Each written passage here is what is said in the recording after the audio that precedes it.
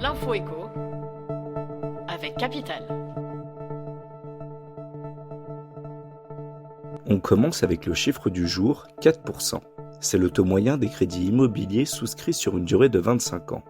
Mauvaise nouvelle pour les acheteurs. Ces taux ont poursuivi leur ascension en juillet, rapportent les courtiers. Pour les prêts à 15 ans, les banques prêtent en moyenne à 3,70% selon Empruntis. Si vous empruntez sur 20 ans, attendez-vous à un taux de 3,80%. On enchaîne avec la personne du jour. Patrick Martin est devenu ce jeudi le nouveau patron du MEDEF. Il succède à Geoffroy Roux de Bézieux à la tête du patronat français. Âgé de 63 ans, ce diplômé de Sciences Po Paris et de l'ESSEC dirige Martin Bellaïsoud Expansion.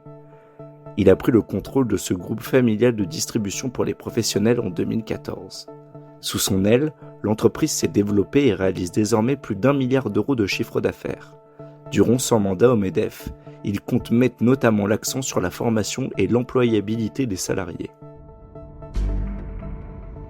On poursuit avec l'alerte du jour poussée par la commission d'enquête du Sénat sur la pénurie des médicaments.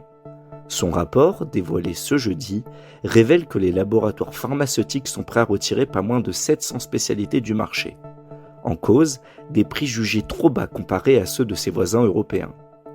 Le médicament, dans notre société, est considéré comme une marchandise. Et nous disons non. C'est un bien universel, insiste Laurence Cohen, rapporteur du rapport. Plus d'infos sur notre site. On termine avec la question du jour. Le dispositif de bonus-malus pour les futurs retraités va-t-il disparaître ? En effet, les finances de l'Agirc-Arrco, régime complémentaire des salariés du privé, se portent bien. Pour 2022, le résultat global s'élève à 5,1 milliards d'euros. Les réserves, elles, atteignent 68 milliards d'euros. Ces bons chiffres remettent en cause le maintien du bonus-malus.